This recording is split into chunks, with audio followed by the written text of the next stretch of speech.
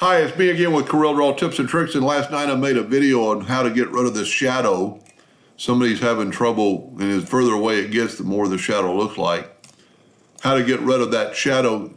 All of my mentors say it shouldn't cause a problem with printing, but evidently it is. So if you can double click on the page itself or just double click on the shadow and this box will come up. Show page border. But you're going to want to add a frame, and stay with me here. And then when you click this off, you're going to have a rectangle around your page. Now, if you forgot to do that and you get rid of this, let's just do this. Let's go to double click on it. And also you want to do it just for apply to size the current page. Well, I don't guess that really matters. But show page border and then hit OK. We can't see our page, but if you double click on your rectangle tool, it puts a rectangle around your page.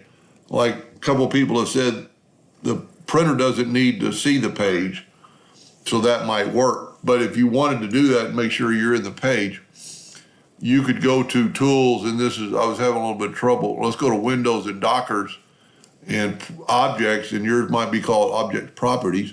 Here's the rectangle, but it doesn't have a non-printer logo, or you can lock it and you can put it where you can't see it, but it doesn't have a non-printing, and to able to print there.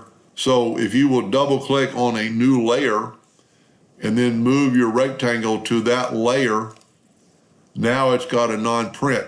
So you could do that right there, and that rectangle is not going to print. Anyway, I hope that helped a little bit. Thank you for watching.